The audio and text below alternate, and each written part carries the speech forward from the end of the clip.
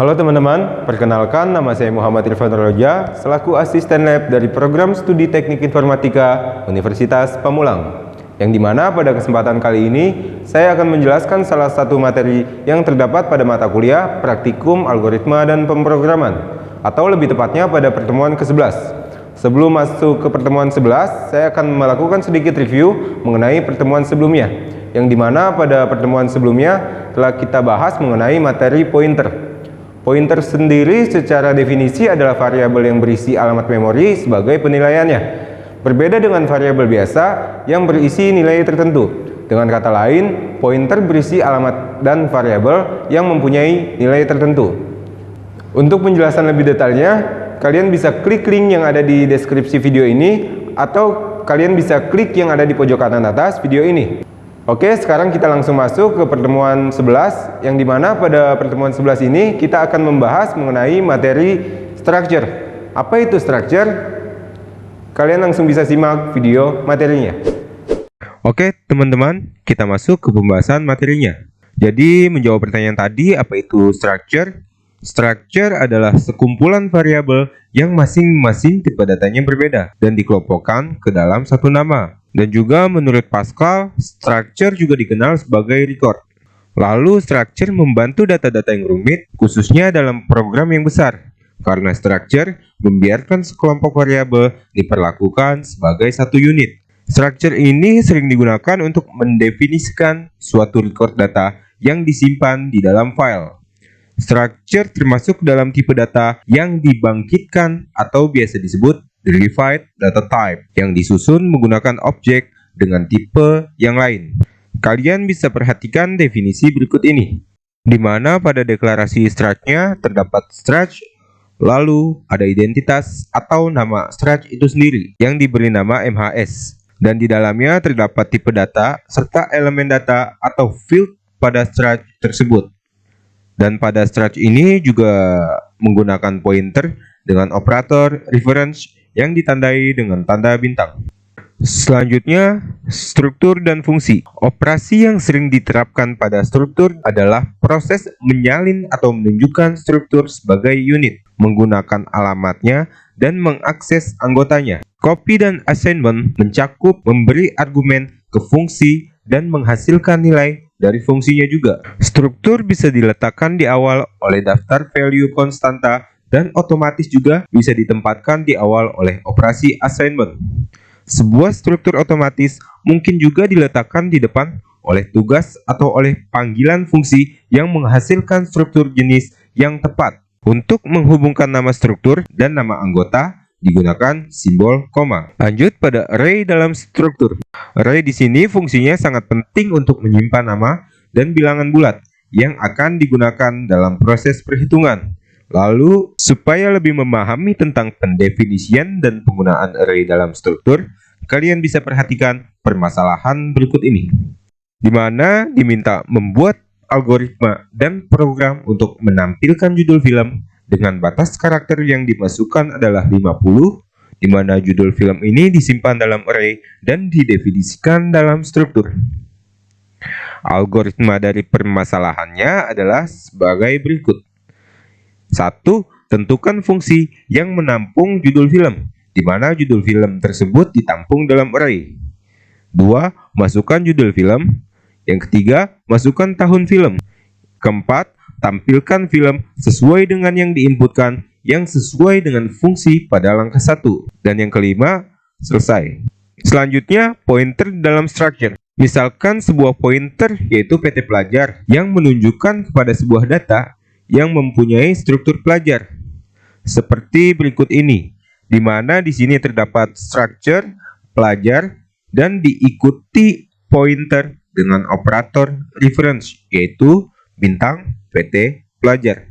Seperti pada pointer yang lain, deklarasi di atas tidak menyediakan sembarang tempat untuk record pelajar. Perlu dibuat record baru yang fungsinya menggunakan pointer. Misalkan pelajar underscore baru. Di sini contohnya PT pelajar sama dengan dan pelajar underscore baru. Dan ini menggunakan pointer dengan operator difference.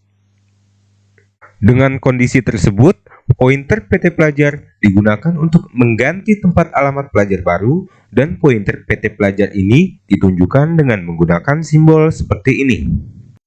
Atau pada penerapannya seperti ini, bisa juga seperti ini. Oke, jadi seperti itu penjelasan mengenai materi structure. Jadi langsung saja kita masuk ke tugas praktikumnya. Oke, kita telah masuk ke dalam modul praktikum algoritma dan pemrograman di halaman 53. Pada tugas praktikum di poin A, kita diminta untuk membuat program contoh penggunaan struktur. Lalu simpan dengan nama lat11_1.cpp, di mana di bawahnya sudah terdapat programnya. Jadi kita langsung bisa implementasikan ke dalam compilernya. Yang dimana di sini saya menggunakan dev C++ sebagai compilernya. Nah, sedikit info, dikarenakan C++ ini bersifat case sensitif, maka tulisan kecil atau besar saja dianggap berbeda. Jadi kalian harus benar-benar perhatikan penulisan programnya. Oke, langsung saja kita aplikasikan programnya.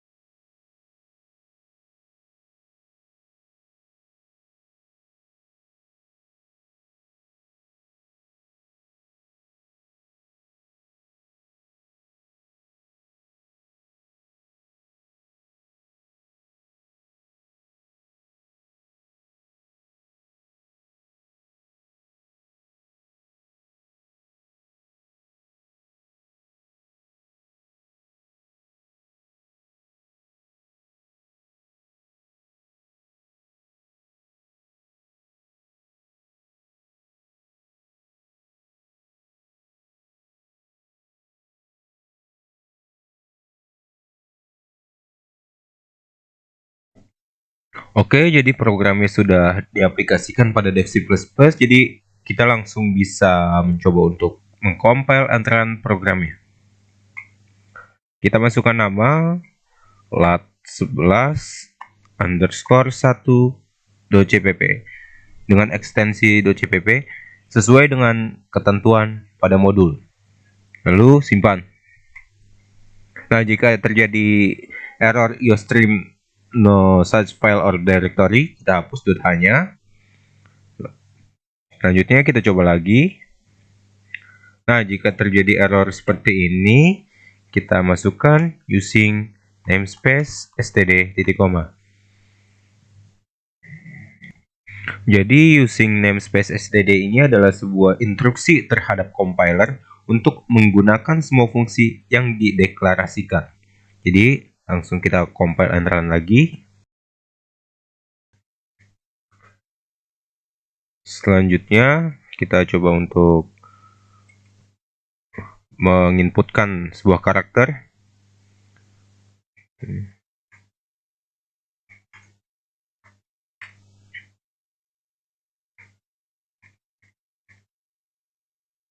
Nah, di sini output pada programnya sudah berhasil.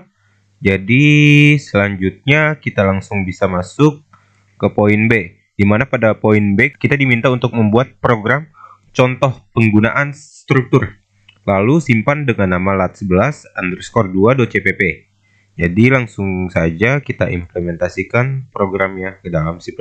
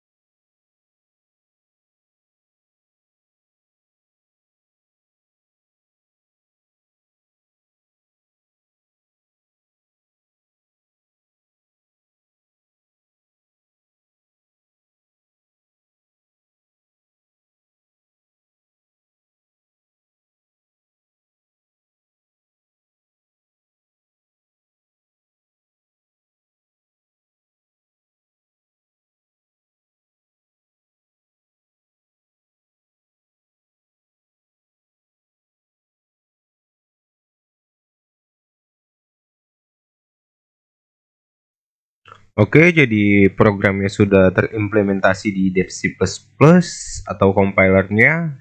Jadi kita langsung bisa untuk mengcompile and run. Kita masukkan nama lat11_2.cpp. Nah, jika terjadi error seperti ini, sebentar.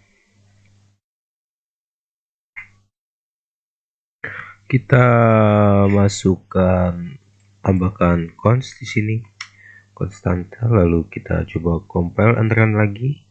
Nah, di sini terdapat error. Jadi di sini kita tidak bisa menambahkan plus karena di sini sudah ada konstantanya. Jadi langsung saja kita compile and run.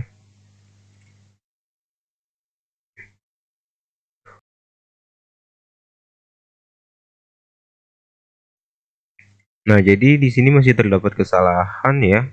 Jadi kita langsung coba untuk memperbaiki. Di sini kita ubah menjadi C, lalu pada SLP di sini printf-nya kita ubah menjadi S, dan di sini kita sedikit rapihkan programnya. Lalu kita compile and run. Nah, di sini sudah terdapat hasil outputnya, di mana di sini adalah data pada static start-nya, ada data pertama ini, data kedua ini, data ketiga ini, di mana data pertama yaitu A, B, C, D, E, F diminta untuk mengeluarkan inputan pada elemen ketiga terhitung dari 0, yaitu A, B, C, D. Ini jadi keluar adalah D. Lalu selanjutnya pada poin C, kita diminta untuk membuat program contoh penggunaan struktur. Lalu simpan dengan nama lat11_3.cpp. Langsung saja kita bisa implementasikan programnya.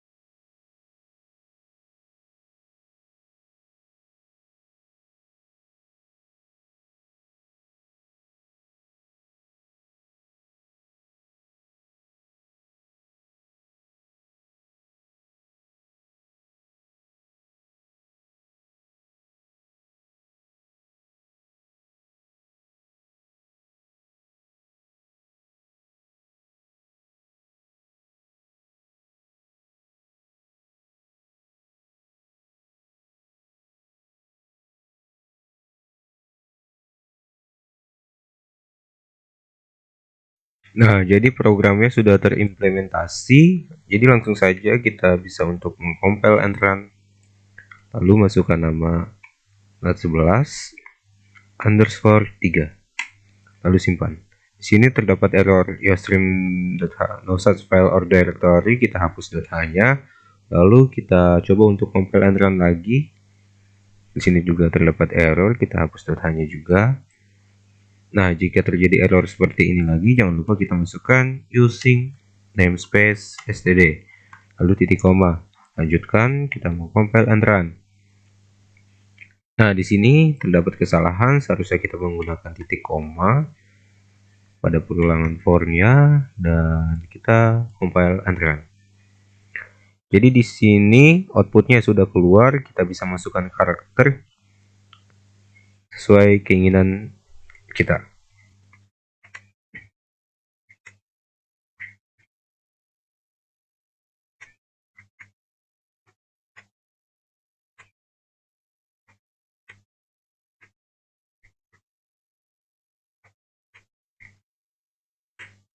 Nah, di sini outputnya sudah dapat tercetak, jadi dapat dikatakan bahwa program ini sudah berhasil.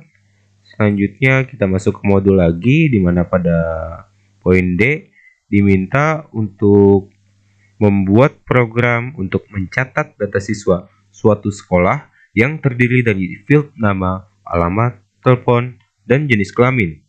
Tampilan outputnya seperti ini.